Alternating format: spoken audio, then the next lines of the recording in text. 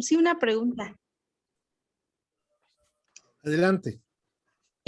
Mire, en la última parte ahorita, Lucecita dijo algo muy, muy importante una frase muy, muy importante para mí. Mando en un artículo que estoy escribiendo, un trabajo que estoy escribiendo. Ella dijo, la educación es la única que puede cambiar a un pueblo, le puse yo. Es correcto, la acepta, y luego decía que para obtener un corazón propio o un rostro verdadero, a ver cómo es esa última parte. Bueno, ese es una forma, una metáfora que usaban los toltecas para referirse a la educación, y decían que era el arte de formar rostros propios y corazones verdaderos. Ajá. Debemos de recordar que somos la única civilización ancestral que tuvo un sistema de educación obligatorio, público y gratuito por más de 3,000 años. Entonces, sí, tenemos una gran estructura en formar rostros propios y corazones verdaderos. Es lo que dijo Lucecita. Ajá, esa frase la puedo retomar como que usted la dice. Bueno, yo así la puse. Entonces, ese es un disfrazismo náhuatl que está en los textos del siglo XVI que tradujeron los misioneros. No es mía. Ok. Gracias, maestro Guillermo. Muy amable por su respuesta. Gracias a usted.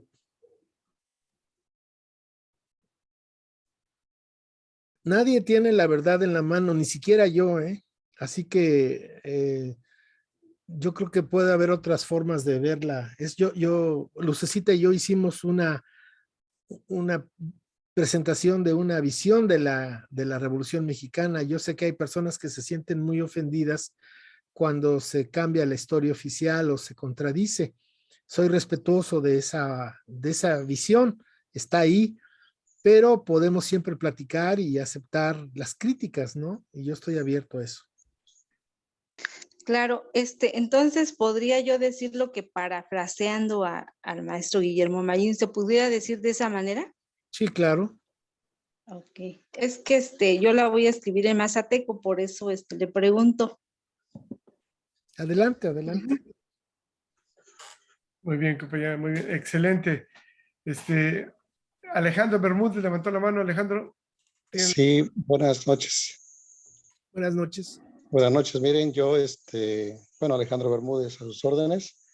Soy maestro, profesor de historia universal, historia de México. Y claro, no terminamos de aprender realmente. Y sí, ciertamente estamos con esa idea europea. Incluso yo estudié en un colegio latín, griego, filosofía, y pues fue una filosofía totalmente europea. Los libros no llegaban de España, y bueno, había que estudiarla a fortiori. Entonces, ahorita con estas ideas que nos comparten, incluso lo comentaba, creo que Juanito, ¿verdad, profesor? Sobre el cambio de mentalidad que tenemos que hacer nosotros mismos. Descolonizarnos, primeramente los docentes, porque yo durante 25 años más o menos viví con estas ideas y son las que transmití, porque la verdad transmitimos esas ideas de Europa hacia los alumnos. Y aunque queramos o no, lo europeo es difícil que lo quitemos de nuestras mentes, de nuestras ideas, de nuestro proceder. En la actualidad, los chicos en secundaria, voy a aterrizar un poquito, ¿no? Los chicos en secundaria ya no escuchan a los ídolos, cantantes norteamericanos o sudamericanos, sino la visión ya se va a Corea.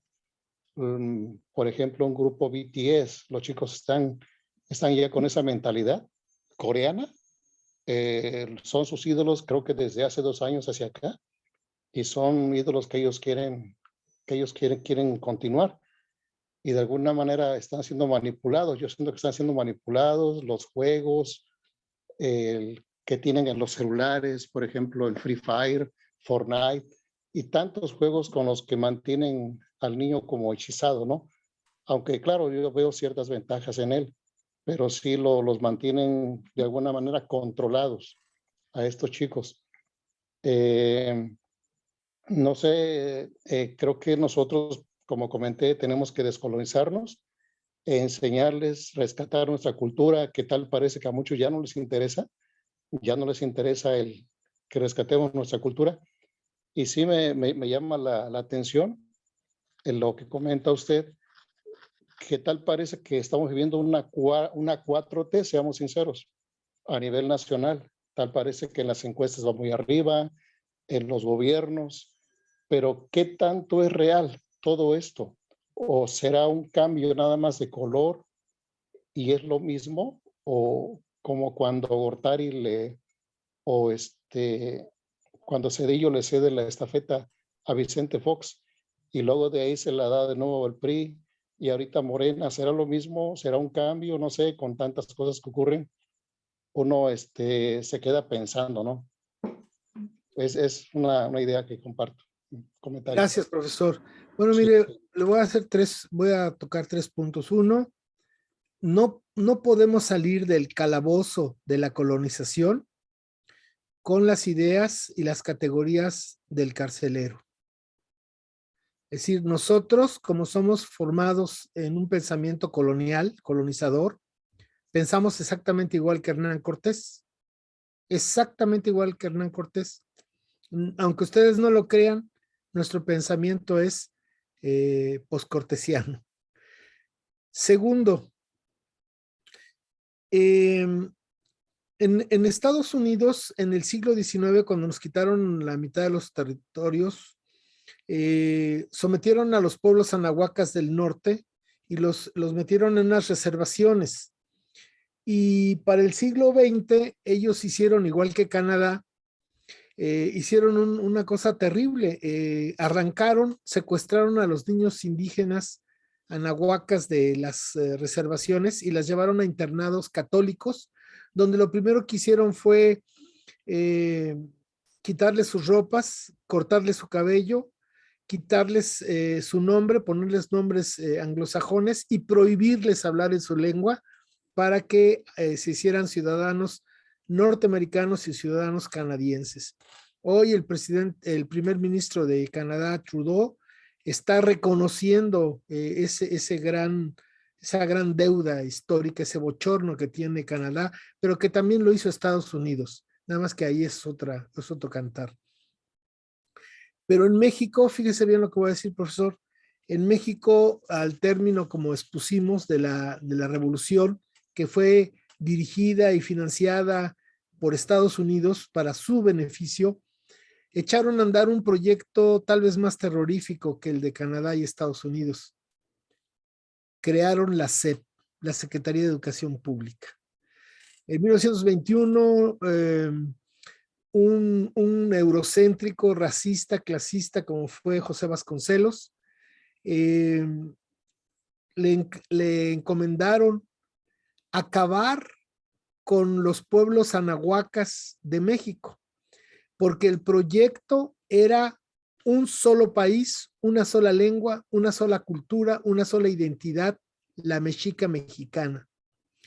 Entonces los profesores de la SEP y los misioneros culturales iban a las comunidades y llevaban el futuro y el progreso y el bienestar en sus manos, pero prohibían a los niños en las escuelas hablar su lengua madre, su lengua nahuaca, les pegaban y a los padres los multaban si sus hijos hablaban su lengua en la escuela. A tal punto fue esa represión tan violenta que yo todavía conozco maestros ya de edad que ellos reconocen que así los educaron. Y ellos hicieron lo mismo. Entonces, la educación en México, la creación de la Secretaría de Educación Pública tiene dos objetivos.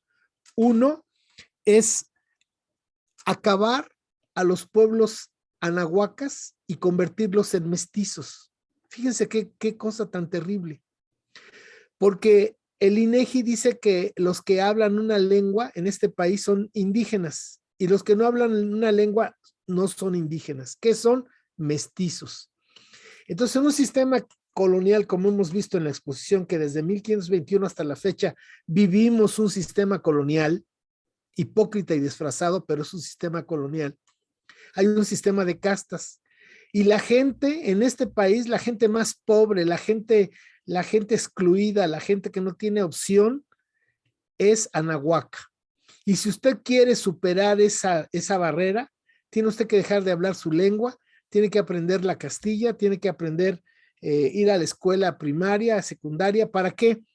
Para ser llevados, y ese es el segundo objetivo de la creación de la SEP, para ese gran movimiento que se iba a hacer, que se hizo del milagro mexicano, se necesitaban mano de obra calificada, obreros, empleados, trabajadores que supieran leer y escribir, y por eso la SEP va a crear esos contingentes de mano de obra.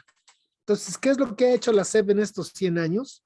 Ha creado obreros y trabajadores extranjeros incultos en su propia tierra, totalmente eurocentrizados, y además ha creado, ha destruido las lenguas, la cultura, porque el maestro vasconcelista llegó por 20, 30 años a las comunidades, haciendo ver que la gente, las personas de conocimiento, la gente reconocida de conocimiento en las comunidades, pasó a ser ignorante por no saber leer ni escribir. Los huehues, los tatas, los dones, pasaron, la modernidad era saber leer, escribir, ser licenciado, ser profesor, ser ingeniero.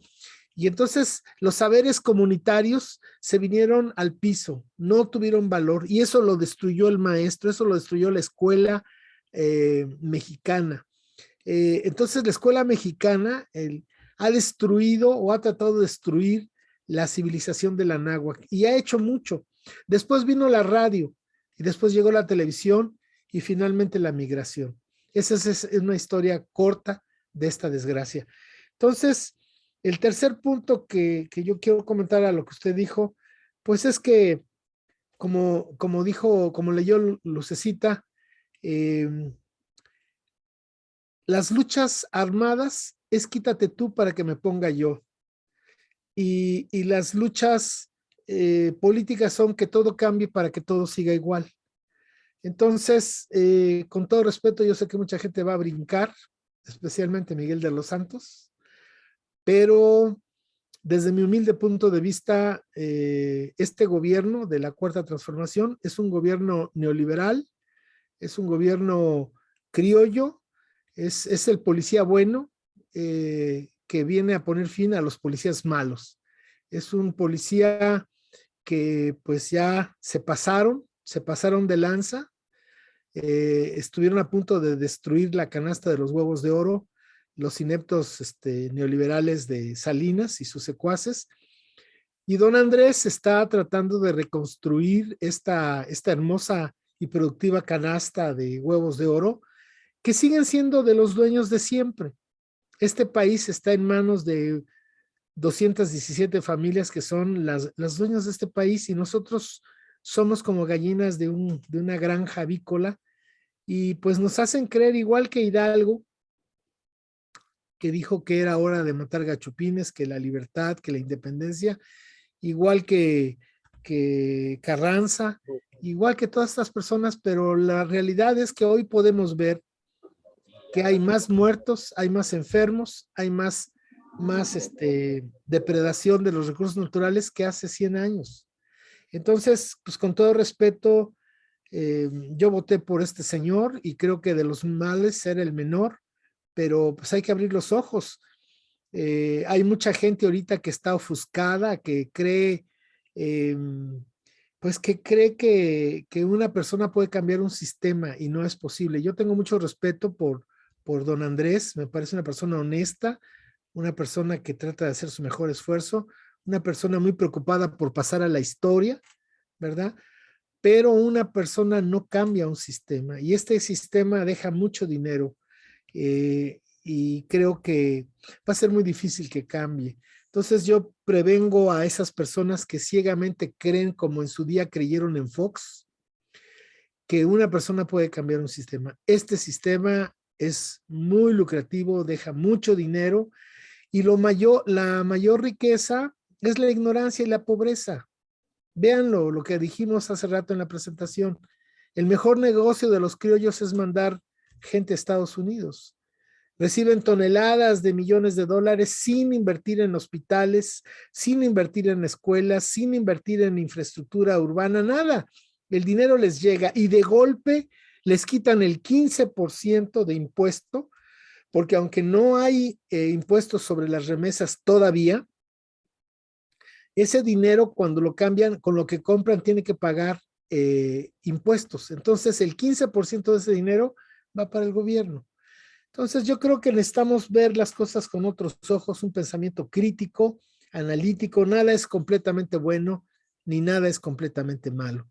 Hay que tener un ojo crítico y analítico. Eso es lo que yo le podría decir, profesor. Muchas gracias. Gracias, maestro. Muy bien, muy bien. Tenemos varias ya personas que levantaron la mano. Scott Chulel y luego la maestra Clara. Buenas noches, maestro. Buenas Y noches. saludos de Corta Luz.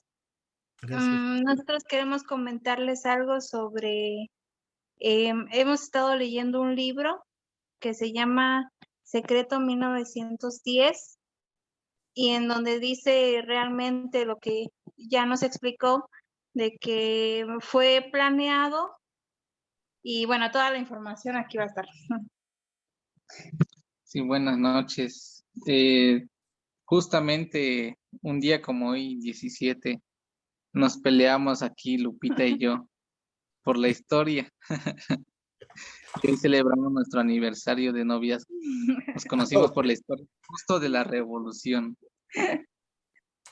Y era el tema que estábamos explicando de cómo en un cuarto oscuro se empieza como a hablar de lo que está pasando en el país y a reformular una guerra civil, como nos lo contó el maestro.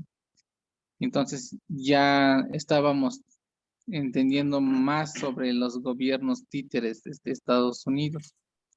Y justamente esa fue la palabra que encendió el pleito y el pleito llevó el amor. Pero sí, justo también aprovechando el espacio, en el grupo de WhatsApp envié unas imágenes de chamulas que son aquí cerca de San Cristóbal, un pueblo indígena, que los usaban como carne de cañón, aunque fueran personas enanas. Hay 2 enanos ahí y hay un hombre muy alto que eran soldados revolucionarios, pero no eran parte del ejército de Zapata, sino de los intereses justamente de San Cristóbal de las Casas. Y una parte también de los levantamientos era la de 1712, donde fueron muchas, donde se intentaron retomar San Cristóbal, porque era herencia anahuaca también. En agua se le conocía como Huezacatlán. Y entonces fue cuando llegaron los invasores y le cambiaron el nombre a San Cristóbal de los Llanos y después terminó llamándose San Cristóbal de las Casas. Y uno de los levantamientos más importantes fue en 1712, donde el pueblo celtal de Cancún convoca a todos los pueblos cercanos a levantarse en armas contra San Cristóbal. Y en otro año, no me acuerdo qué año era, pero fue el segundo levantamiento donde Chamula y Tenejapa se unen para volver a querer tomar San Cristóbal de las Casas. Y hay muchos relatos, incluso los escribe Rosario Castellanos, de todas las cosas horrorosas, se me fue la palabra. Horrorosas. Horrible. Exacto, que pasaban aquí en esta ciudad. Realmente Y siguen esas paredes pasando. coloniales. Exacto. Nos siguen pasando también. Nada más que ahora Y- ya dicen que es crimen organizado, pero siguen pasando. Exacto. Narcogobiernos. Exacto. Y entonces, esa fue como muchas veces queriendo tomar San Cristóbal. Y el último, como decía una pregunta hace ratito, fue cuando se tomó, y justo es su aniversario de hoy, cuando se tomó San Cristóbal un 1 de enero en el año del 94. El movimiento del EZ. Y bueno, hay otro dato que también quisiera darles, es de que investigando un poco sobre mi pueblo, que es Yajalón, nos encontramos de que aquí hubo levantamientos, lo mismo, pero le pusieron el nombre de contrarrevolución, porque justamente la revolución mexicana que usted menciona, y que pues responde a los intereses de las élites, digamos de que favorecía nuevamente a lo que nosotros llamamos los cashlanes.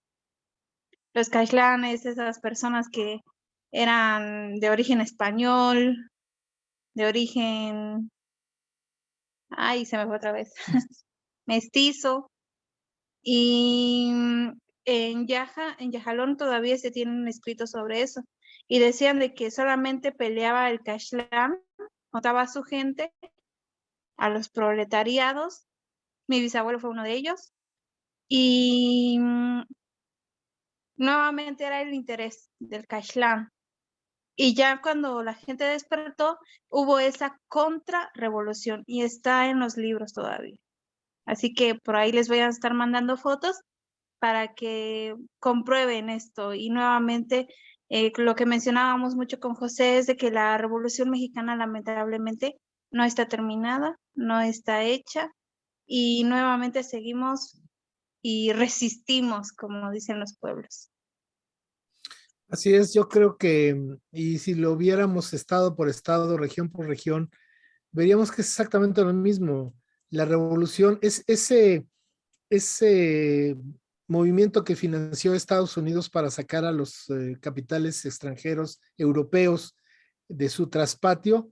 Bueno, afectó de diversas formas las regiones y los caciques o los que se veían afectados, los que tenían la oportunidad de rebelarse contra lo que no les parecía, bueno, pues utilizaron este movimiento. Entonces hubo muchos estallidos, muchas revoluciones grandes y pequeñas, pero no solamente en 1910, es que por eso les pasamos esas imágenes. Por ejemplo, los mayas de la península pelearon hasta 1697. O sea, nos hacen pensar que el 13 de agosto de 1521 cayó un telón y ya inició la época de la colonia. No, ha habido guerras, ha habido levantamientos y por supuesto consigo viene lo que llamaban los españoles las pacificaciones o las represiones brutales. Aquí en Oaxaca tenemos, por ejemplo, en 1700, la famosa, es muy representativo esto de los fiscales de los cajonos. No sé si habrán oído esta rebelión, donde en una comunidad que está en la Sierra Norte, que ahorita en carretera uno hace 4 horas para llegar allá, imagínense en esa época, vivían unos españoles en un pueblo, los cajonos, y tenían unos indígenas que era una práctica normal, unos anahuacas que eran los fiscales, que andaban fiscalizando al pueblo para que no siguiera con sus tradiciones religiosas ancestrales. Fíjense, estoy hablando de 1700, seguía nuestra gente con su espiritualidad. Y entonces, los fiscales que eran zapotecos, ¿verdad? Porque dicen que para que la cuña apriete tiene que ser del mismo palo, pues los fiscales decían quiénes estaban haciendo esos ritos. Y entonces pues llegaron los españoles y tomaron preso a los sacerdotes y hubo una rebelión del pueblo. y entonces los españoles corrieron y se metieron al templo, que es una fortaleza de la Edad Media, y entonces el pueblo zapoteco rodeó el templo y les dijo a los gachupines, con ustedes no es el pleito, entréguenlos a los fiscales y a ustedes no les va a pasar nada. Y por supuesto los españoles entregaron a los fiscales y los hicieron picadillo, ¿verdad? Por traidores. Al poco tiempo llegó el ejército virreinal e hizo picadillo a los rebeldes.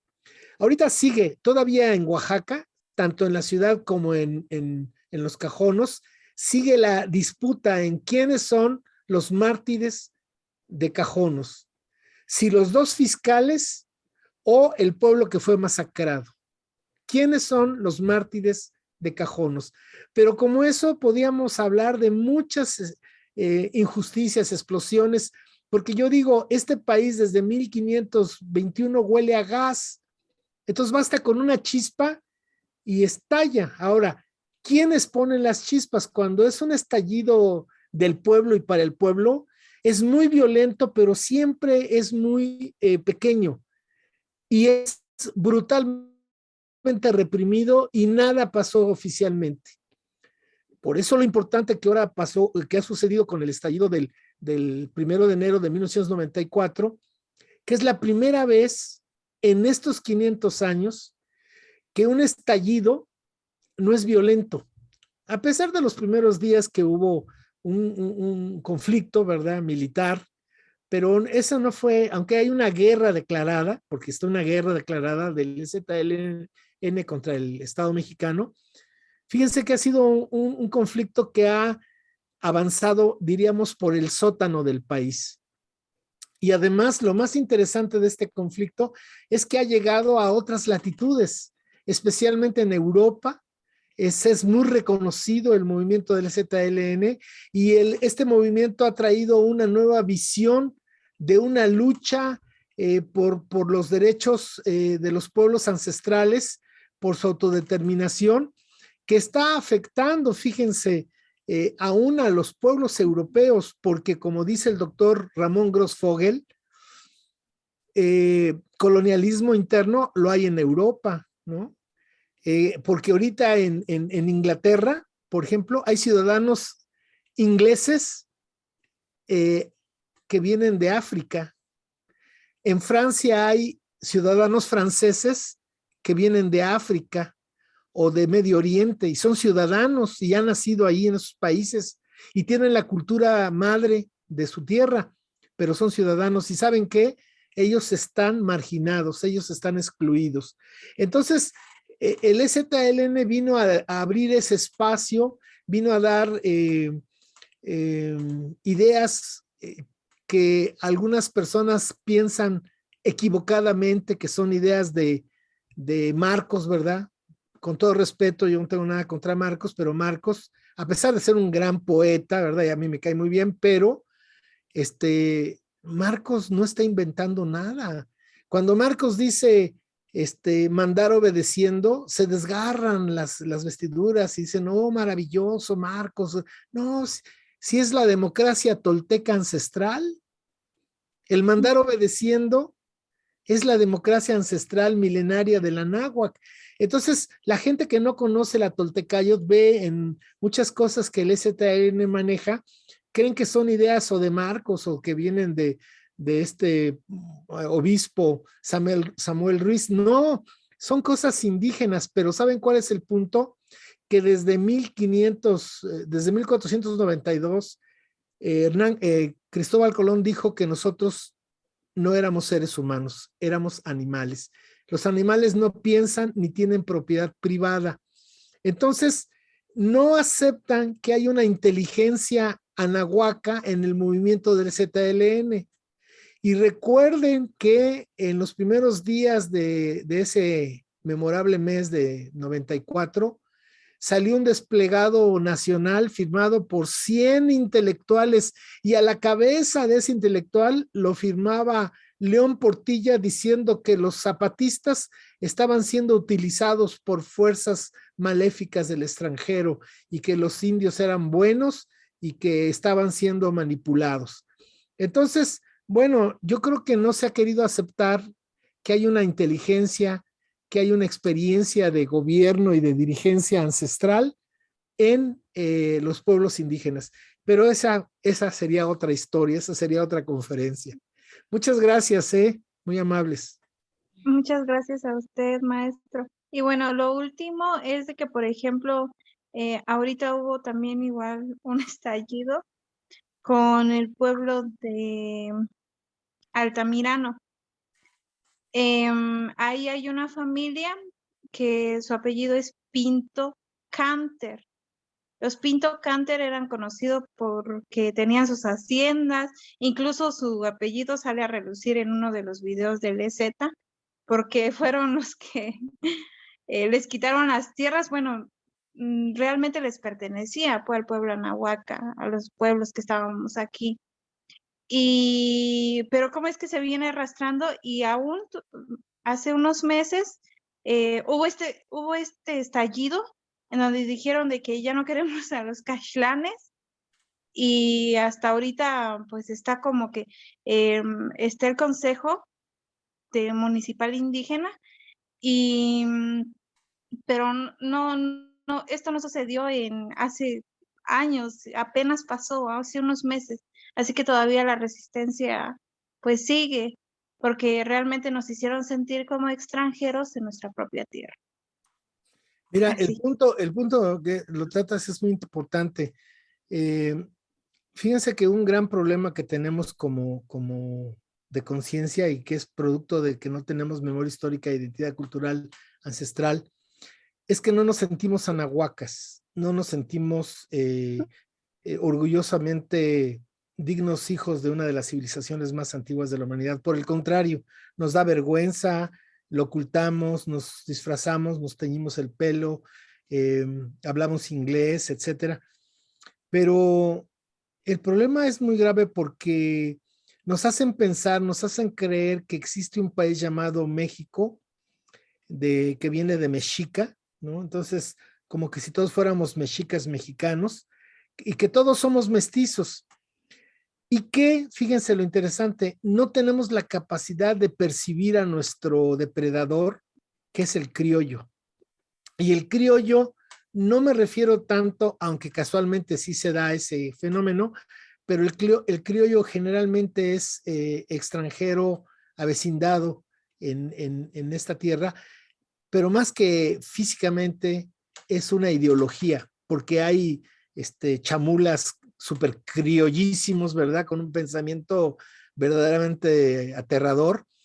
Y también yo conozco muchos extranjeros que han venido a dar su vida, ¿verdad? Y por ejemplo, en Chiapas, estoy recordando al doctor Carlos Lenkersdorf y a su esposa, que fueron a vivir 30 años con los tojolabales y que nos enseñan un mundo maravilloso. Si no podemos generalizar todos los extranjeros, ni todos los anahuacas son buenos y estos son malos, no, pero sí hay que ver que quiénes son los que tienen el poder en este país. Son criollos, pero esos criollos se dicen mexicanos y entonces dicen, es un mexicano de origen libanés, es un mexicano de origen judío, es un mexicano de origen inglés. Sí, pero todos son criollos los que tienen ese poder económico, político, esa mafia, ¿no? Y entonces nosotros no vemos eso. Nosotros creemos que son mexicanos. Y ustedes observen los puestos tanto de primer nivel como de segundo nivel, no solamente en el gobierno y en los gobiernos estatales, en la academia, en el arte, en la industria. Los extranjeros, pues son los que tienen la mayoría de las posiciones. Y nosotros llegamos a tal punto de sometimiento cultural, ideológico, que creemos que lo criollo es lo propio nuestro. Y entonces decimos, este maíz es criollo, es local, es de aquí, es nuestro, es verdaderamente mexicano, es criollo, es maíz criollo. Esta gallinita es criolla. Fíjense lo que ha hecho la ideología criolla de hacernos creer que lo criollo es lo propio nuestro. Y lo nuestro es algo que se desecha porque, como dije hace rato, anáhuac para la mayoría de los mexicanos es una marca de cementos o una universidad, pero no significa una civilización madre. Y entonces, pues nos han dado en la IDEM. Gracias, ¿eh? Gracias a usted.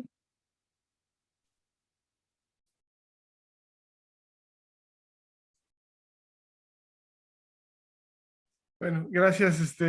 Aquí está la sangre nueva, maestro. Estos muchachitos jovencitos de Chiapas, es el futuro, toda la juventud que está aprendiendo esta nueva historia para descolonizarse. Bueno, rápidamente para darle tiempo porque ya sé que el tiempo voló.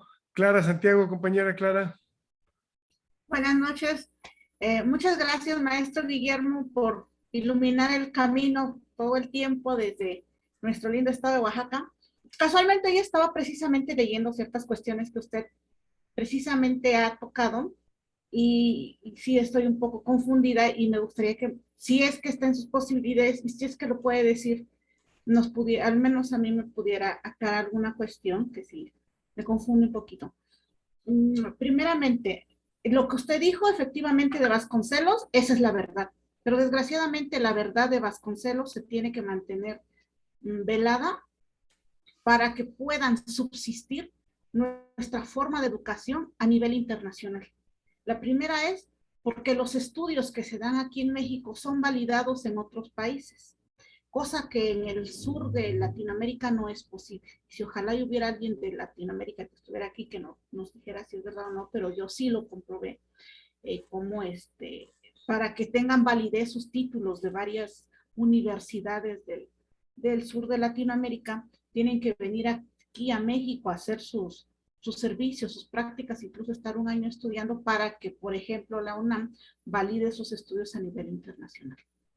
Y precisamente es lo que yo veía, el por qué tenía que estar la historia oculta, más que nada lo que le llaman, ¿no? La historia negra de Vasconcelos, velada, oculta, para seguir manteniendo ese estatus ante el mundo, ¿no? Y es muy triste porque es un costo a pagar muy fuerte como en México. Lo segundo, estaba usted hablando precisamente de las logias, ¿no? Hoy precisamente estaba yo checando unas cuestiones y decían que en México ha habido una guerra de logias. Primeramente la gran logia escocesa que viene de Europa y la logia York. Y al último la logia Benito Juárez. Hablaban sobre estas tres cuestiones como si fueran tres cuestiones muy diferentes, ¿no?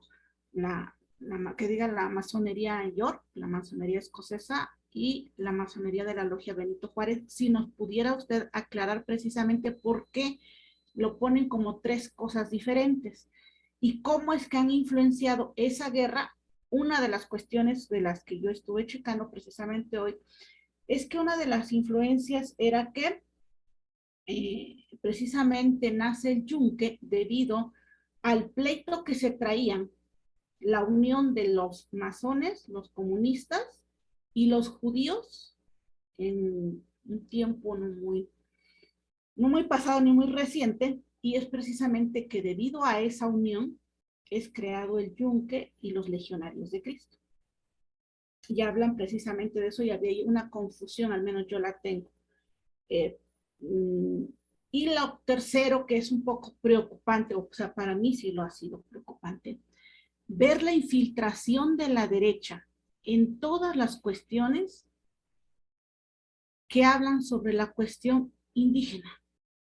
Y usted ahorita dijo algo muy importante, cómo han manipulado la ideología del ser humano y más que nada nuestra propia ideología, como anahuacas, como zapotecas, como mexicas, como todo lo que hemos visto. Por ejemplo, ellos no hacen esa diferencia que nos decía la otra vez usted, ¿no? Que nuestra civilización era la nahuaca, ¿no? Y que pertenecíamos que éramos aparte los zapotecos, los mixtecos, los mexicas. No lo saben. Y hacen un desastre, un relajo con eso y confunden mucho. Vemos, por ejemplo, cómo en el Parlamento indígena está lleno de indígenas, pero criollos, colonizadores al servicio de la derecha. No todos, pero sí una gran mayoría. Y es una tristeza ver cómo utilizan las cuestiones del indigenismo solo para una cuestión política y una cuestión alienante. Le agradezco mucho, maestro. Gracias por darnos luz. Muchas gracias, maestra. Bueno, son 3 puntos que, a ver si no me extiendo mucho. Efectivamente, no solamente es la educación, ¿dónde nace el modelo de educación occidental?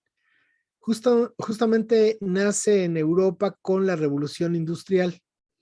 Fíjense que hasta antes de la Revolución Industrial no era necesario en las escuelas, porque la gente aprendía a vivir de su trabajo que hacía su familia o que se hacía en el pueblo, y en ese entonces no había problemas de que no había trabajo.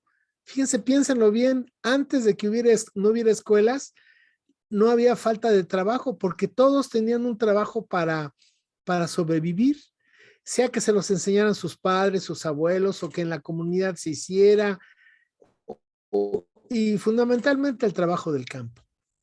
Pero cuando la industria necesita, cuando el capital va a empezar a su expansión, necesita mano de obra calificada, y entonces es que se crean las escuelas.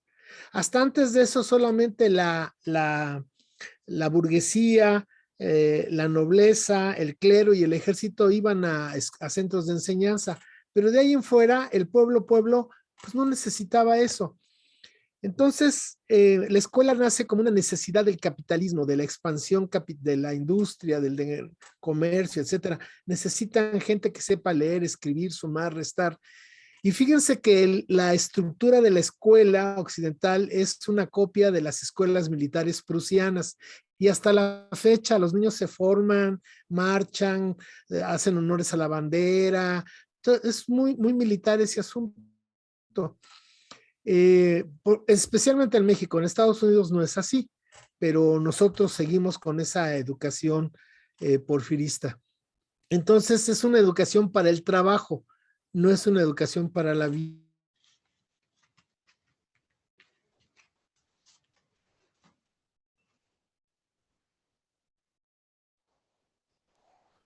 Se trabó un poco. A ver, vamos a esperar un poquito al maestro. A ver si se descongela la imagen. Le va a echar otra moneda de 20 pesos a la computadora. Tiene una ranurita por arriba y así funciona. Una recarga así, además eran 2 horas, parece lo que le tocó. Pero la conversación es muy vasta. Han salido muchos temas muy interesantes de revolución y los derechos, la manipulación, este criollismo que nos ha dominado culturalmente, religiosamente, políticamente durante 200 años. Entonces, el maestro toca temas muy interesantes. Entonces, ahora, Miguel Ángel, ahora nos toca la revolución anahuaca, ¿o qué es lo que nos toca? Se está viendo una revolución, depende, yo veo cambios, los cambios no se ven ahorita, sino posteriormente. El compañero Pacali, Sheripa, ¿te quieres presentar? ¿Me permites, Miguel Ángel, me puedes terminar la idea? Oh, sí, no, ya se conectó, maestro. Sí, perdón. No, terminar la idea, es que eran 3 puntos que quería contestarle a la maestra. Entonces, nosotros tenemos una educación teníamos una educación para la vida, y lo que tenemos es una educación para el trabajo, para la economía, para el capital, para producir, comprar y vender. Luego, en cuanto a la masonería, es algo más complejo y me va a ser muy difícil sintetizarlo, pero quiero decirle que la masonería fue creada por los banqueros. Los banqueros de Venecia desde tiempo atrás han tenido, miren, hay una idea muy interesante de un investigador canario de las Islas Canarias, no Chifla, pero es de las Canarias, que él dice una cosa muy interesante. Dice que el poder económico, que simplemente como una víbora, dejó su piel vieja y se fue a Roma, y ahí se desarrolló, siguió desarrollando ese poder económico, y que llegó un momento en que ese poder económico no se acabó, sino como la víbora cambió de piel y se fue a Venecia.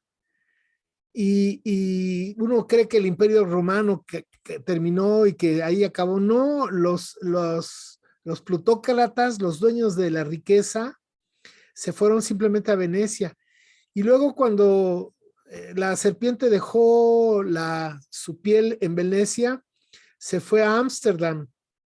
Y después de ahí se fue a Londres. Y de Londres se fue a un lugar en el Nuevo Mundo que le llamaron Nueva Ámsterdam, que es donde está ahorita. ¿Saben qué es Nueva Ámsterdam? Es Nueva York. Ahí está el Becerro de Oro. Entonces es muy interesante. Los dueños del dinero, llegó un momento en que decidieron, tienen un plan maestro para quitar a la nobleza, a la monarquía del poder. Porque aunque ellos tenían el dinero, no tenían el poder. Y los reyes les debían mucho dinero y ellos les financiaban sus guerritas, pero ellos no tenían poder. Entonces era necesario la libertad, la fraternidad, la igualdad y hacer a un lado a estos monarcas, ¿no? Entonces todo esto que nos han pintado de que los monarcas eran déspotas, entonces no es tan cierto como nunca un poderoso ha sido un benefactor, eso me queda claro, pero no como nos quieren pintar a la monarquía. Entonces se creó una serie de estructuras para hacer el nuevo orden mundial. Una de esas nuevas estructuras desde el siglo XVII fue crear lo que hoy conocemos como sociedad civil. Los dueños del dinero necesitaban crear una estructura de gente pensante que no había en Europa en ese momento, y entonces para eso se creó la masonería. La masonería es una escuela de formación de cuadros para el capital. Los masones tienen como libro base la Biblia. Con eso les digo todo. Entonces, se necesitaba formar cuadros, no solamente en la sociedad civil para tomar el nuevo poder, que es el capitalismo que va a surgir con la caída de la monarquía, sino en los cuadros de los intelectuales. Fíjense que hasta antes de eso no existían los intelectuales como tales. ¿Quién va a crear a los intelectuales? ¿Quién va a crear a todos los pensadores franceses, etcétera? Pues el poder económico. Necesitaba gente pensante, Rousseau, Montesquieu, todos ellos son creación del poder económico. Y entonces así pues se va a crear la masonería como una escuela de cuadros que va a venir ya en 1800, que se van a crear los estados-nación. Entonces van a ser los masones, la gente del pueblo que va a tomar la vanguardia. Y hay un dicho entre los masones que dice para el siglo XIX, y eso es cierto: ¿quién que es, no es? ¿Entienden qué digo? ¿O qué dicen los masones? ¿Quién que era, no era masón? Todos, el que quieran. Que Napoleón, Hidalgo, Allende, Tolstoy, todos eran masones. ¿Por qué? Porque los formó este movimiento para tomar el poder, el nuevo orden mundial. Entonces, claro, hay una masonería de estas familias nobles que siguen teniendo el poder, pero esa es otra clase de masonería. Entonces, yo pienso que la masonería tuvo su influencia muy fuerte en el siglo XIX, justamente porque fue el cambio de orden mundial, el modelo. Pero hoy hay universidades, hoy hay centros de investigación, entonces hoy la masonería es para morirse de risa, con todo respeto a mis hermanos masoncitos de Oaxaca, porque en Oaxaca hay hermanos masoncitos, así les digo. Entonces, la masonería sirvió para un fin en el siglo XIX. Y finalmente, para ser muy concreto, maestra, el objetivo es destruir de la memoria del pueblo el concepto de el concepto de civilización anáhuac. En este país de mexicas mexicanos, no hay anáhuac, no hay indígenas, no hay indios. Bueno, comenzaron diciéndonos indios, después nos dijeron indígenas, ahora la gente nice nos dice pueblos originarios, pero lo que hay es mestizos. ¿Y qué es un mestizo? Pues fíjense bien lo que voy a decir, un mestizo es un anahuaca desmemorizado. Hemos perdido la identidad. Y entonces, pero nosotros si dejamos de ser indígenas, indios, pues pasamos a ser mestizos y ya somos mejor. Y entonces cuando llega la gente del INEGI a las comunidades o toca la puerta y perdón, usted habla una lengua indígena, excuse me, I don't understand, ¿no? Les dicen, porque pues, ¿cómo van a decir que hablan una lengua indígena si entonces ya son menos? Entonces, en este país hablar una lengua indígena, como dice el intelectual zapoteco Javier Castellanos, brillante zapoteco, dice que ser indígena en México es una desgracia. Por supuesto que es una desgracia porque está uno excluido ya. Hay que ser indígena para saber eso, vivirlo, saber lo que es la exclusión permanente de un sistema que no te va a dejar absolutamente hacer nada. Naces indio y te mueres indio. Entonces, por eso la gente quiere ser mestiza. Y entonces el Estado mexicano bonachón nos da una identidad nacional, nos dice que somos mexicas, mexicanos, bueno, somos guerreros aztecas, ¿no? Entonces, el punto está en no conocer los 10,000 años de una civilización muy importante. Le decimos a nuestra historia, fíjense, historia prehispánica, lo dice León Portilla, lo dice Lina, lo dice la SEP, historia prehispánica. Fíjense, y ya estamos tan acostumbrados y nos parece tan normal decir historia prehispánica, pero yo les platico, imagínense que llegan ustedes a la India, y que de 1800 para atrás, esos miles de años que tiene una civilización tan antigua como la nuestra, los indios de la India le llamaran historia preinglesa. O sea, a los Vedas, toda esta historia ancestral milenaria de la India, que fuera conocida como historia preinglesa. Es así tan terrible como decir historia prehispánica. Entonces, el punto está en que no tengamos memoria. Creo que me extendí mucho, perdón, ¿eh? Adelante, Miguel Ángel. Muy bien, maestro, muy bien. Muchos temas, mucha información. Nomás antes de darle la palabra a Javier, Teresa y Pacali, recordarles a las personas que llegaron tarde que somos un grupo de historia, somos una comunidad, tenemos un chat en el cual se suben todos los eventos que están y que se dan cada 8 días. Si quieren ser parte del grupo, pueden poner su teléfono en el chat y yo los incluyo para que sean parte de la comunidad de los miércoles de Historia y Cultura. Muy bien. Vamos a dar la palabra para apresurar un poquito, porque yo sé que es tarde y más en México, y el maestro ya lleva más de 2 horas hablando, a Javier y luego a Teresa. Javier. Sí, muchas gracias, Miguel. Muchas gracias, Guillermo. Normalmente yo ya debería estar dormido desde hace 1 hora, pero aquí el tema está muy bueno y la presentación excelente. Muy contento con la presentación. Aprendí mucho el día de hoy. Maestro Guillermo, no sé si me está escuchando, lo perdí en la Totalmente. pantalla. Bien. Fuerte y claro. Fuerte y claro. Anahuacas, ser anahuaca pronto va a ser una moda, esa es mi esperanza. Pero, maestro, ¿existen rutas realistas o mecanismos de cambio para crear un pueblo más justo y balanceado? Y si tu respuesta es sí, ¿qué podemos hacer de manera individual para aportar al cambio? Y su respuesta es no, también, ¿qué podemos hacer de manera individual? Espero me haya explicado con mi pregunta. No te explicaste, pero te entendí. Mira, es muy fácil responder porque tú das la respuesta en tu misma pregunta. Yo no creo que haya recetas para descolonizarnos.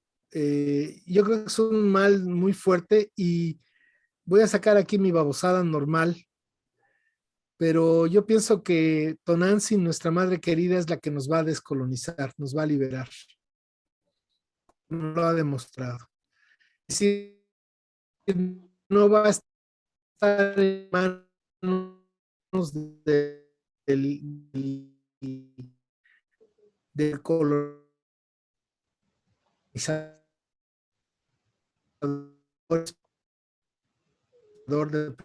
depredador. Bueno, sí he abusado a Bajano y como si ellos no estuvieran en el planeta. Entonces, no está en rastrear, vamos en orden, como toda nos va a meter como... Mi mamá tenía un instrumento pedagógico infantil muy efectivo, su chancla, ¿no? Entonces, yo creo que la madre tierra nos va a dar los chanclazos para meternos en orden. Pero yo lo que sí podría decirte con claridad, estimado Javier, es que este cambio de la humanidad, este cambio del planeta está en cada uno de nosotros, porque nosotros somos parte de todo eso. Este sentido de unicidad en la diversidad. Entonces, antes de preocuparnos en cómo va a ser ese cambio y qué partido y qué líder es el que nos va a liderar para descolonizarnos, yo pienso que las personas que deciden dejar de consumir el capitalismo por su boca y por sus ojos y su mente, sus oídos, es el camino. Creo que necesitamos descolonizar nuestros actos, nuestros sentimientos, nuestros pensamientos personales, porque yo no tengo dominio ni siquiera con Lucecita, ¿no? Ni siquiera mis perros, ¿no? No me hacen caso.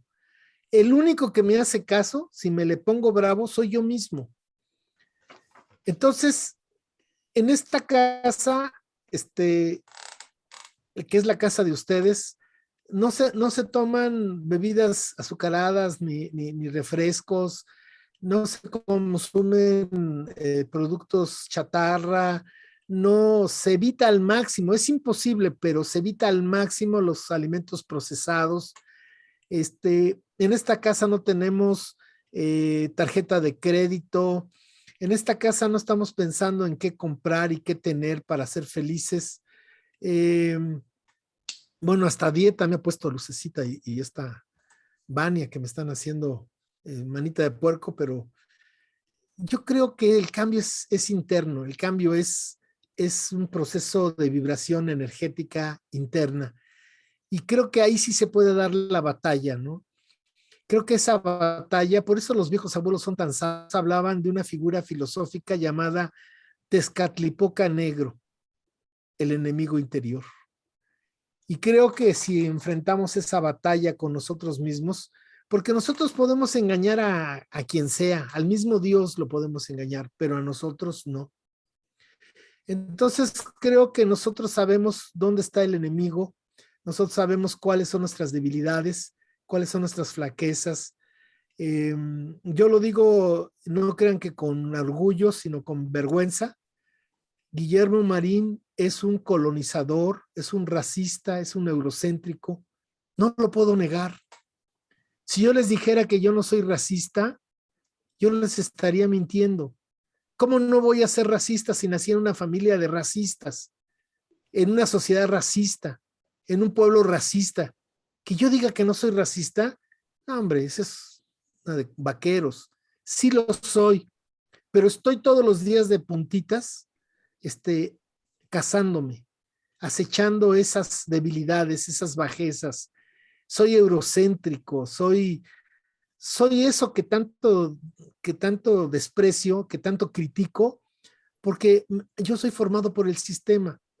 Y como yo no puedo cambiar el sistema, yo no puedo ir con el señor Carlos Slim Helú y decirle, oiga, don Carlos, no sea abusivo, mire, por favor, pague 10,000 pesos el salario mínimo en todas sus empresas y no se va a quedar usted pobre, ni siquiera me recibe. Pero lo que sí puedo hablar es con Guillermo Marín y decirle, oye, no te hagas payaso, ¿no? Estás haciendo esto, y entonces yo sí tengo dominio sobre Bueno, no tanto, pero pretendo tener un poco más de dominio sobre mí mismo y refrenarme, contenerme, acecharme, ser un crítico feroz, aprender a burlarme de mí mismo, aprender a hacer sarcasmo, dejar atrás mis aspiraciones, porque todos tenemos aspiraciones, ¿no? Quien diga que no está, ya es hasta más, además de aspiracionista, es mentiroso. Pero hay que refrenarnos, hay que tener esa fuerza interna de guerreros de la batalla florida, ¿no? Guerreros de la muerte florecida. Y creo que eso es lo que le da verdadero significado a nuestra vida, Javier. ¿Qué sería de la vida inútil de Guillermo Marín si no tratara de trabajar esas aristas que tengo? La puedo hacer siquiera en mi familia. Afortunadamente, Lucecita y nuestros hijos, pues yo creo que nos dan avión y y están con nosotros. Bueno, eso dicen, ¿no? Pero están con nosotros y creen en nosotros. Entonces, yo creo que por ahí está el asunto. Entonces, creo que en tu pregunta está la respuesta, ¿no? No sé cómo pueda cambiar el mundo exterior, pero sí sé cómo puedo intentar cambiar yo y en eso estoy comprometido. Gracias, maestro, por hablar con un rostro verdadero y un corazón puro. Gracias. Gracias. Muy bien, muy bien. Teresa Moreno, ¿te levantaste la mano? Sí, buenas noches. Buenas noches. Me encanta lo que acaba de decir porque la responsabilidad sí cae en uno, ¿verdad? Uno solamente puede ser 100% responsable de uno mismo, de sus acciones, sus pensamientos, lo que dice, de todo lo que tenemos. No podemos controlar a ninguna otra persona. Lo que sí le voy a contradecir un poco, a mí me encanta el crédito. Para mí, muchas cosas que han salido de, como le dicen, la colonización que dice usted, son herramientas que he aprendido cómo utilizarlas. Y lo digo porque antes el crédito se usaba, pero para beneficio de los bancos. Y ahora que sé cómo utilizarlo, lo uso para mi beneficio. Es el dinero de los bancos, es el dinero de otra persona, pero lo estoy utilizando para expandir mi visión, para crecer, para ayudar a las personas que yo quiero ayudar, ¿verdad? Así que para mí hay que aprender cómo utilizar esas herramientas que nos han dado y nos están presentando. Ese es uno.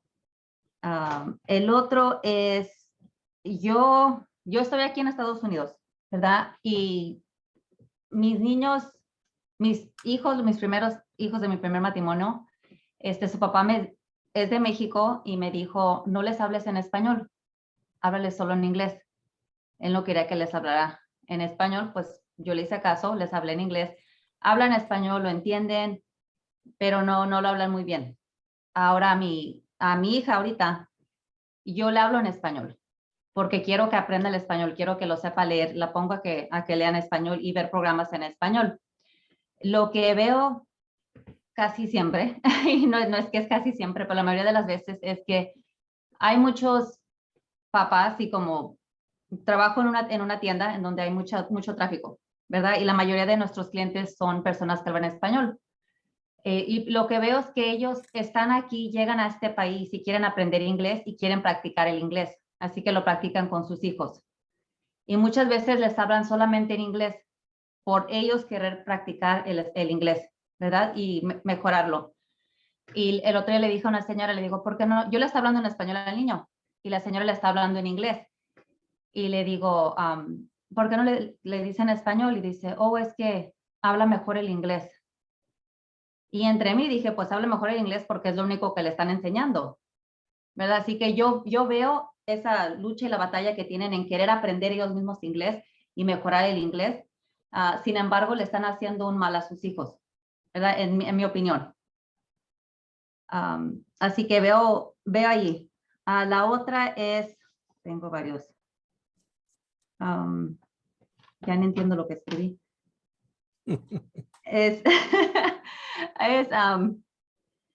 Siempre, bueno, escucho que que otras raíces o que otras naciones o que otras personas siempre en contra de lo que son las personas, ¿verdad? De sus diferencias, porque son diferentes a nosotros, porque son esto o por lo que sea. Y yo me pregunto, ¿por qué en lugar de estar viendo las diferencias que tenemos entre cada uno, por qué no vemos, dijo el profesor, no sé si te ves ahí, Alejandro, creo que era, que sus hijos están en BTS y que están todo el anime y todo lo que es de otras culturas, ¿verdad? Los coreanos y todo el otro. Pero en lugar de abrazar esas culturas y abrazar lo que están trayendo, ¿por qué no incluirlo esto en lo que le estamos haciendo a nuestros hijos? Mi niña está también enamorada con el anime, ¿verdad? Y, no tanto con lo coreano, pero con el anime, con lo japonés. Y ella la tenemos ahorita en clases para aprender mandarín en chino. Y muchos me preguntan, ¿por qué hiciste eso? Le digo, porque ¿qué no sabes que la mayoría de los negocios y las personas que vienen para acá son los chinos? Así que yo quiero darle que ya esté avanzada, ¿verdad? Y que ya tenga para poder trabajar con ellos y poder hacer todo. Así que está aprendiendo inglés, español y mandarín. Y yo digo eso, ¿por qué no lo abrazamos? ¿Por qué no vemos manera de cómo comunicarnos con nuestros hijos y nosotros mismos aprender lo que están aprendiendo ellos? Sin dejarles yo hablo español porque solo sé el español en inglés, ¿verdad? El español, pero si otros tienen otro dialecto, otro idioma, pues que le enseñen ese idioma. Y no estar tanto criticando las otras culturas o criticando lo que está allá afuera, sino que abrazarlos, porque todos tenemos diferencias y todos tenemos muchas cosas en común. El otra es, dijo usted que los grupos aquí en Estados Unidos no se han formado bien o no han hecho algo para realmente dar su presencia aquí. Los mexicanos no se han organizado políticamente. Ok, ¿qué ve usted que se puede hacer para organizar un movimiento aquí en los Estados Unidos? Bueno, yo no soy quien, ni soy politólogo, ni no podría dar una receta. Lo que sí es cierto, y porque conozco la historia, es que puedo decir que en Estados Unidos hay 4 millones de cubanos y la comunidad cubana tiene un peso político y económico muy importante en Estados Unidos, en sus lobbies, en la política interior de Estados Unidos.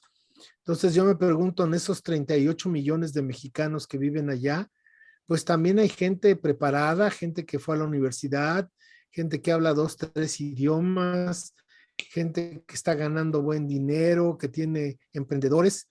La pregunta es, si en esos 38 millones, porque no creo que los 4 millones de cubanos sean personas súper, ¿no? Es un puñado de cubanos que ha mantenido ese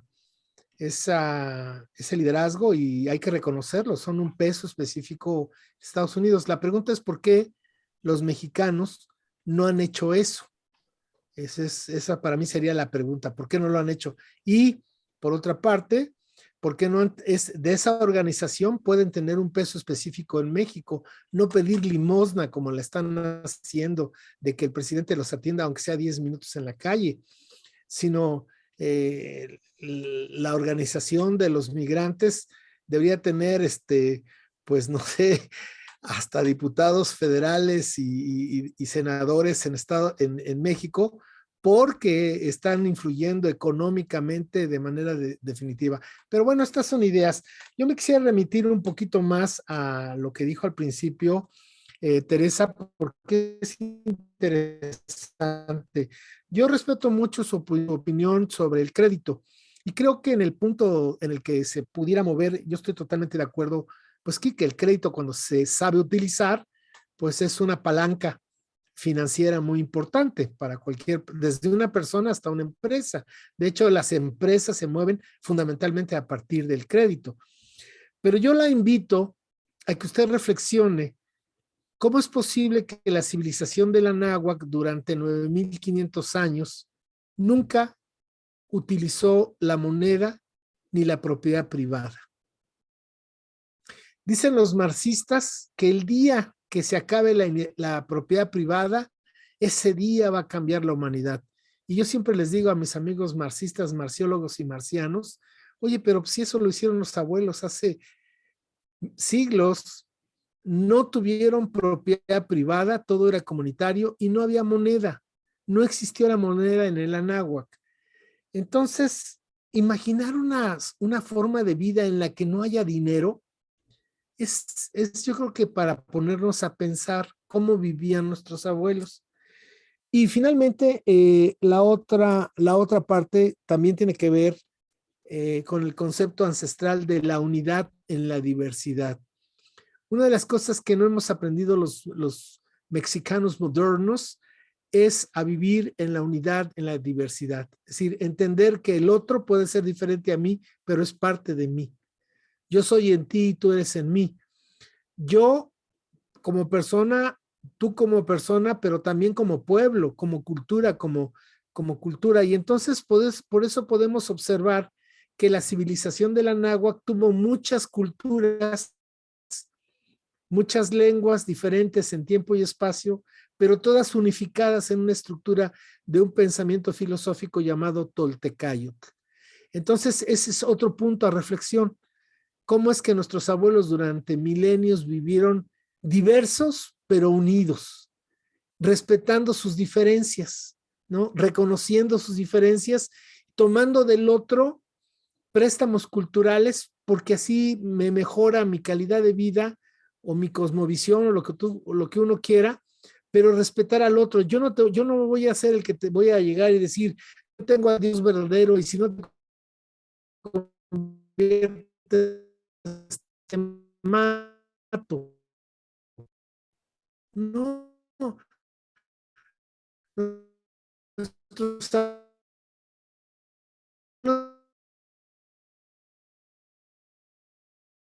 Entonces son dos puntos que yo quisiera como invitar: sin dinero y sin propiedad, sin todo que está asociado al dinero. Eso duró durante miles de años. Bueno, pues eso es lo que yo le...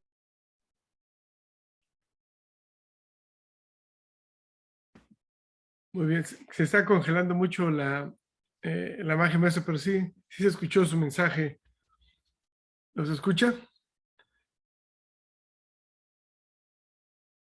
Bueno, vamos a ver ahorita Sí. que se reconecte. Y vamos allá, parece que vamos a ir cerrando. Vamos a ver si todavía está aquí Pacali, Jiripa, a ver ahorita que se conecte el maestro, le hace la pregunta. Ya se conectó. Maestro, ya está de regreso. Wally Yowali, Tlaltipac Anáhuac, ¿sí se me escucha bien? Sí, te escuchamos bien, Pacali. Perfecto. ¿Usted, maestro, no lo escucha?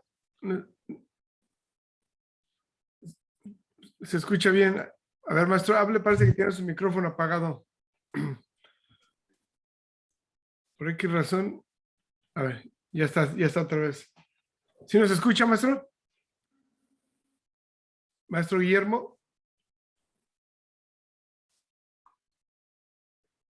Parece que no nos escucha. Préstale una tarjeta de crédito para que le ponga... ¿Sí se escucha, maestro? Guillermo. 1, 2, 3, 1, 2, 3. Tenemos aquí al compañero.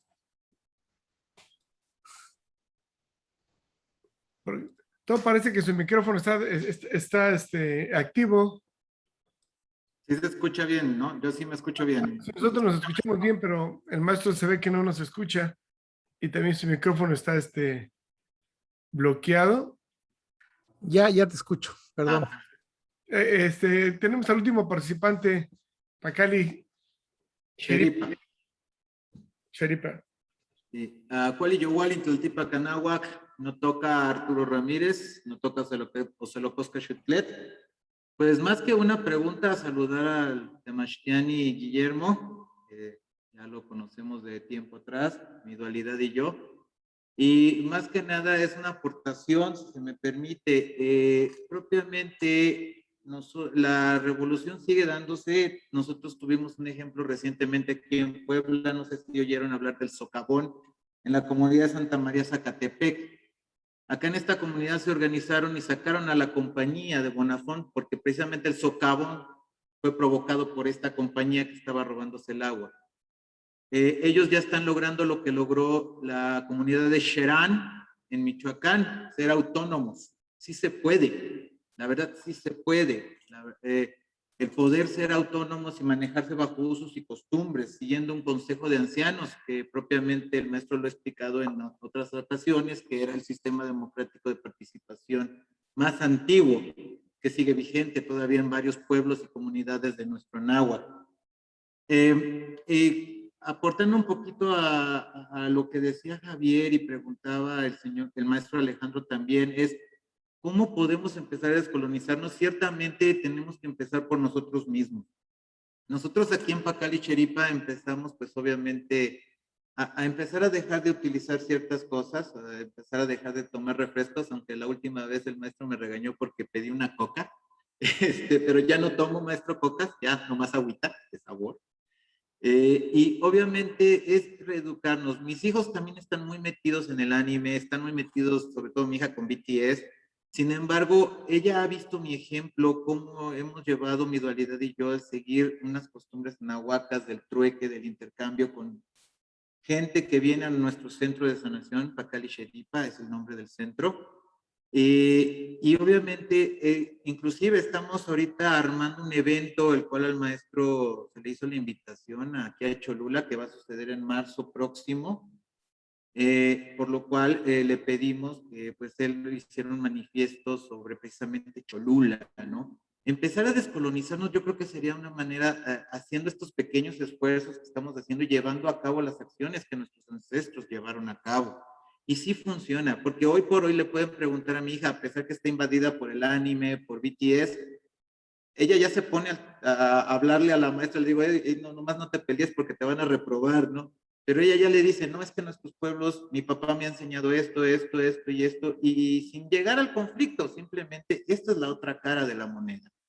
Sí se puede gradualmente, nuestros hijos ven nuestro ejemplo, ven lo que nosotros platicamos, conversamos, y se les va quedando poco a poco. Yo siento que esta es una manera que podemos, inclusive en las aulas de clase al maestro Alejandro, ¿por qué no en lugar de enseñarle poetas de otras latitudes, por qué no mencionar a Yocuan Cuetzpaltzin, a Nezahualcóyotl, a Nezahualpili, que en sus poemas venía tanta sabiduría, tanto mensaje que ellos transmitían, que era filosofía nahuaca propiamente? Yo creo que esa es una manera de empezar a llegarle a los jóvenes y empezar que ellos empiecen a ver la manera, la cosmovisión de nuestros ancestros, y créanme, les empieza a llamar la atención.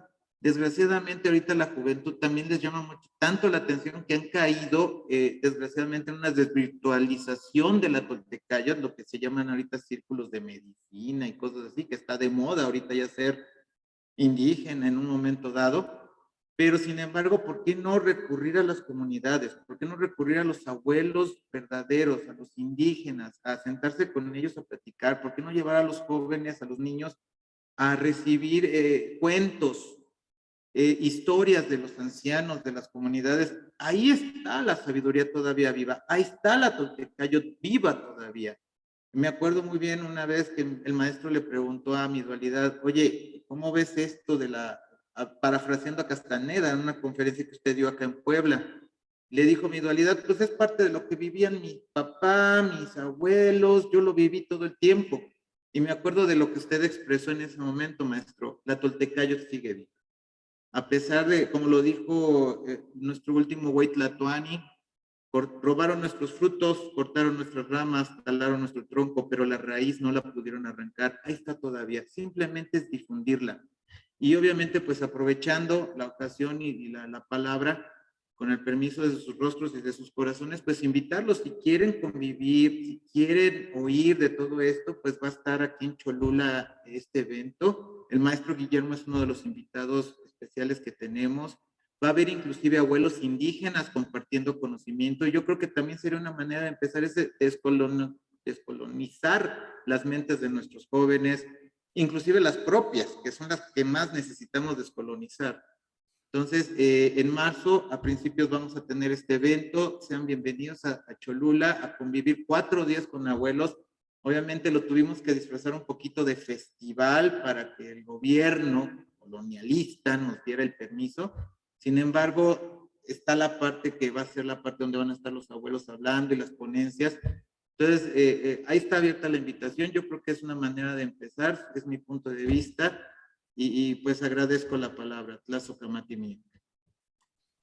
Gracias. Bueno, yo quisiera simplemente comentar que yo creo que esto tiene fondo y forma. Yo creo que la Toltecayo, la forma pues, no tiene mucha importancia. Yo creo que lo más importante es el fondo de la Toltecayo, de la memoria histórica y la identidad cultural ancestral, que no se mide en rituales, que no se mide en vestimentas o en adornos o en música, en danza, sino fundamentalmente en ser una mejor persona. Yo creo que es ahí el punto fundamental, el fondo de todo esto de la Toltecayo. Cuando se dice un rostro propio y un corazón verdadero, se está hablando de una ética, ser éticos en nuestros actos, en nuestras palabras. Y un corazón verdadero es hablar de tener valores morales con los cuales manejarnos en el día a día de nuestras acciones. Yo creo que eso es lo más importante. La parafernalia externa, pues no sé, yo no uso plumas, ni uso nada, ni pretendo ser lo que no soy. Soy un anahuaca desmemorizado, desorientado, que ha perdido su raíz, pero estoy en vías de recuperarla. Pero lo más importante de todo no es una cuestión folclórica. Para mí es ser una mejor persona, ser un mejor ser humano y ser un buen esposo, un buen padre de familia, una persona que no engañe a nadie, una persona que no mienta, una persona que con sus actos pretenda poner en alto a los viejos abuelos, a su legado, porque finalmente el legado más importante es el espiritual, es el ser humano, aquí está depositado lo más importante de nuestro pasado ancestral, está en nuestros corazones y en nuestros rostros. Entonces, para mí, lo más importante es ser una mejor persona en los actos personales, pequeños, individuales, familiares. Es ahí donde se vuelve uno un verdadero guerrero luchando contra lo peor de uno mismo. Así que bueno, eso sería mi contribución. Creo que ya son las 12 de la noche aquí en México. Ustedes, como son más en Estados Unidos, son como las 10 por allá, ¿no? Ya las 10, pero es temprano para un perdido, como dicen por ahí. Pero Javier ya lleva 1 hora despierto.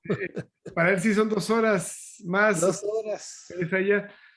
Pues yo le quiero agradecer mucho, maestro, su tiempo, y a todos los que estamos aquí. Somos 30 personas que están en la charla, de 50 poco a poco.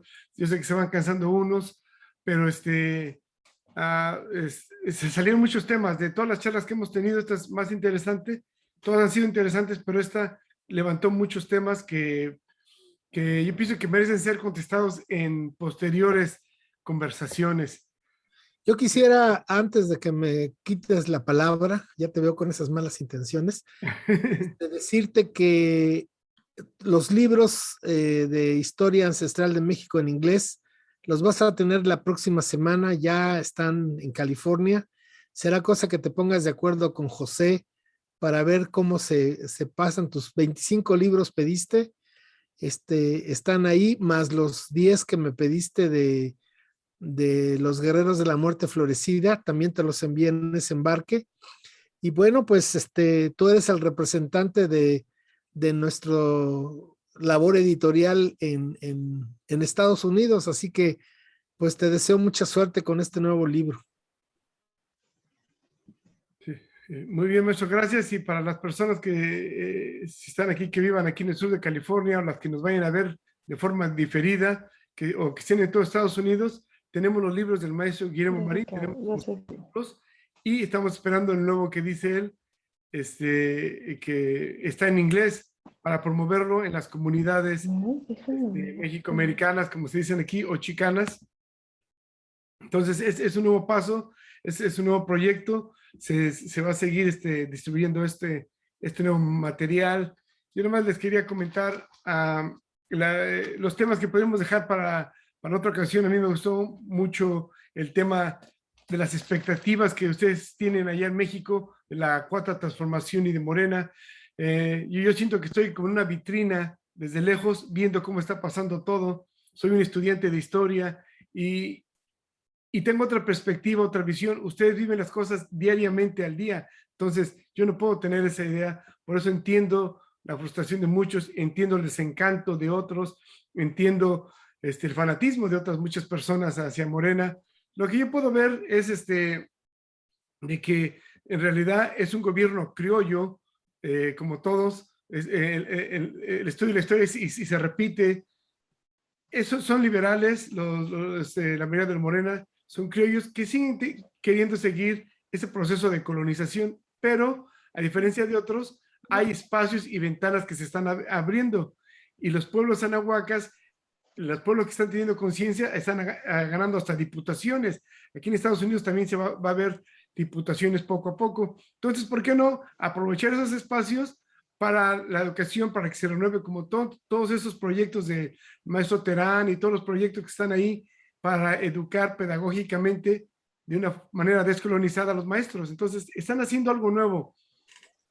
En vez de criticar esta 4T, mejor hay que aprovechar lo que se está abriendo. Si llegan otros gobiernos de antes, los neoliberales y los panistas, los conservadores, no va a haber más que represión y un apuntalamiento de ese criollismo, de esa imposición cultural que nos han impuesto, que quieren que seamos a su copia, a su semejanza de ellos.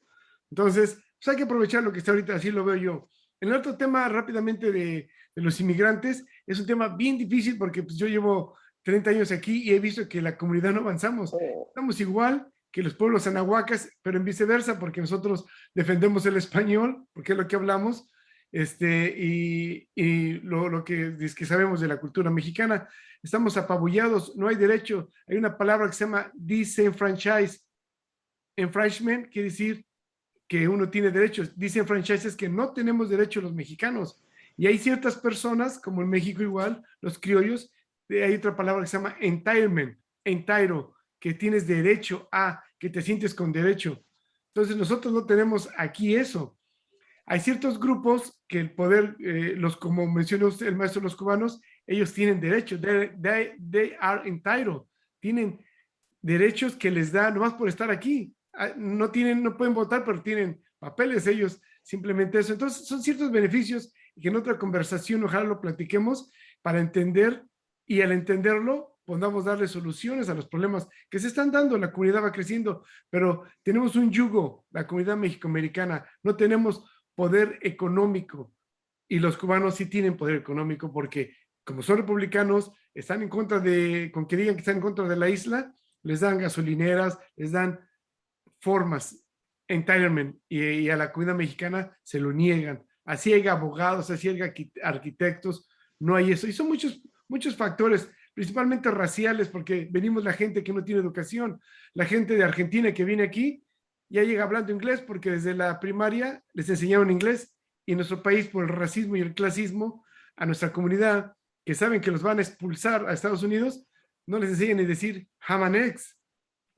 Es un racismo, son temas muy, muy grandes, pero qué bueno que se tocaron porque se tienen que discutir y llevar a la mesa para darles una solución. Entonces, maestro, yo estoy muy agradecido por toda esta charla, esta conversación. Voy a subir esta charla mañana a primera hora, dividirla en dos partes. La primera parte para que la vuelvan a ver y la compartan. Y la segunda al siguiente día para que la visualicemos, porque es muy interesante todo lo que se está diciendo. Bueno, antes de acabar vi que Yara levantó la mano, le voy a dar la palabra a Yara y después le damos la palabra al maestro para que nos cierre la charla. Miguel, Yara, tienes el micrófono. Sí. Bueno, te escuchamos, Yara. Ay, perdón por entrar. Buenas noches a todos. Sí, gracias. Perdón, maestro Guillermo, buenas noches. Buenas noches. Sí, ¿me escuchan? Sí, claro. ¿Me escuchan? Sí, ¿Sí me escuchan? Sí, fuerte y sí. claro. Buenas noches, maestro. Nada más le quería preguntar, si nosotros intentamos de manera personal comportarnos, ¿mandé? Si nosotros nos comportamos de manera personal lo más ético posible y con valores que tengamos aún con nuestros errores, nos golpean, así como que la misma sociedad no lo permite, como para que soportar esos embates, ¿qué podemos hacer? Es lo único que le quiero preguntar. Buenas noches. Híjole. ¿Sí se escuchó o no? Sí, totalmente, pero me llegó al corazón. Yo pienso que lo que necesitamos es tener el ánimo correcto. El ánimo correcto es ir sin miedo y sin ambición en la vida, sabiendo que nos vamos a morir y que no nos podemos aferrar a objetos, a personas, a ideas, que todo pasa y todo queda y es un estar aquí un instante. Entonces yo pienso que sí es el enfrentamiento que de una u otra forma todos tenemos. Yo creo que no hay nadie que no tenga ese enfrentamiento y ahí no se mide el tamaño, sino el mal o la adversidad es grande para todos. No se puede cuantificar eso, es simplemente la adversidad. Lo que sí se puede es tener un ánimo correcto de enfrentar la adversidad, de enfrentar el racismo, el clasismo, todo esto que viene en esta cultura de opresión, de despojo, de abuso. Vivimos una sociedad de abuso y el más fuerte es el que más abusa y lo más triste es que el que no tiene esa fuerza abusa con el que tiene menos fuerza. Pero justamente es eso, es tener un ánimo correcto, saber que espiritualmente somos invencibles y que mientras tengamos el poder interno, la fuerza interna y nuestro ego reducido, creo que podemos enfrentar. En la filosofía tolteca, estas personas que nos ofenden, que nos agreden, se vuelven maestros. Fíjense qué interesante, ¿no? Para un guerrero tolteca no existen enemigos. Hay que pensar bien eso. Para los guerreros toltecas no existen los enemigos. Un guerrero no tiene enemigos. Un guerrero tiene adversarios. Y un adversario nos puede llevar a la muerte o nos puede hacer pedazos. Pero ¿cuál es la diferencia entre un guerrero, un adversario y un enemigo? Aunque los dos nos pueden llevar a la muerte, pueden hacer pedazos, con el adversario no se tienen sentimientos y con el enemigo sí se tienen sentimientos.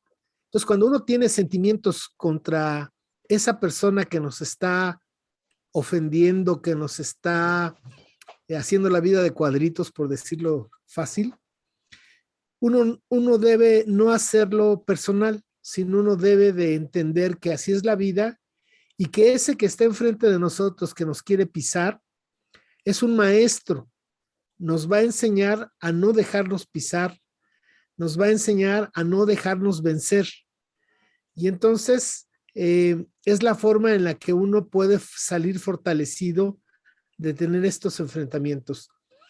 Y se pregunta entonces, ¿qué es lo peor que nos puede pasar cuando no sabemos enfrentar a estos adversarios? Pues lo peor que nos puede pasar es que nos volvamos como ellos y eso sí es terrible, es devastador. Entonces yo creo que yo no soy una persona que sea muy asidua a las recetas. Creo que cada persona y cada situación es muy especial, pero lo que sí sé es que adentro de cada uno de nosotros están las respuestas. ¿Saben cuál es el punto? Que no preguntamos, que no nos hacemos amigos de ese ser maravilloso que está dentro de nosotros mismos, que en el que viven nuestros abuelos, nuestros bisabuelos y todos, esa sabiduría ancestral que cada uno de nosotros tiene. Entonces, activar ese banco genético de información cultural, para mí esa sería la respuesta. Muchas gracias, Yara. Excelente pregunta y excelente. Buenas noches, muchas gracias. Mucho gusto. Sí. Gracias. Y ya nada más para redondear lo que dice Yara, y lo comentamos la otra vez, este proceso de recuperación histórica, de crecimiento espiritual de los pueblos anahuacas y sus descendientes, ya nadie lo para, ya empezó y ya no tiene reversa, nomás va para adelante y va creciendo. Yo lo he visto poco a poco, en lo poquito que llevo y en lo que yo viví en México y en lo que se viene con las comunicaciones, con todos estos medios. La gente va a aprender más, va a ir despertando, va a ir creciendo. Entonces, esto nomás va para arriba. Somos pocos, pero seremos más. El conocimiento ya está a la luz. Eso es lo que te puedo decir, Yara. Y maestro, muchas gracias por todo. A los del grupo, gracias por estar aquí. Vamos a dejarnos que el maestro nos despida con unas palabras y cerramos la charla. Maestro, despídanos. Como de 60 minutos, ¿no? 60 segundos, por favor. Pues con un gran saludo muy afectuoso, muy cariñoso a cada uno de ustedes por su paciencia, por dedicarnos este tiempo a escuchar y a comentar, intercambiar. Y bueno, pues yo lo que puedo cerrar es que es una gran oportunidad de poder aprender entre todos, poder escuchar cosas diferentes. Y creo que pues también hay que reconocerte a ti, tu esfuerzo, tu voluntad, tu acto sistemático del trabajo, que eso a mí es la experiencia que yo tengo, ¿no? Tengo más de 40 años en esto y todos los días me levanto con el ánimo de trabajar esto, porque sé que de todos los días, de gota en gota, se llena el vaso. Así que te felicito, Miguel Ángel, por este ejercicio que haces todos los miércoles. Bueno, solamente un miércoles al mes no lo haces, pero te felicito y te agradezco que nos des esta oportunidad a todos de estar aquí, que nos conjuntes y luego que nos permitas que quede esto grabado y que quede tu biblioteca o videoteca. Muchas gracias y buenas noches a cada uno de ustedes a nombre de Lucecita y de su servilleta. Gracias, maestro, gracias. Y recordándoles a todos que descansamos, sí, la próxima semana. Vamos a descansar, pero el 1 de enero vamos a tener al maestro Fran Reyes con un tema especial y luego una maestra que nos va a enseñar, es experta en hacer temazcales y nos va a decir cómo hacerlo y lo que significa el temazcal. Entonces, en diciembre tenemos cosas nuevas. Gracias por estar aquí a todos, porque hicimos una comunidad, hicimos un espacio abierto de aprendizaje. Un abrazo para todos. Gracias, maestro, de todo corazón, por regalarnos esta plática. Buenas noches a todos. Buenas noches.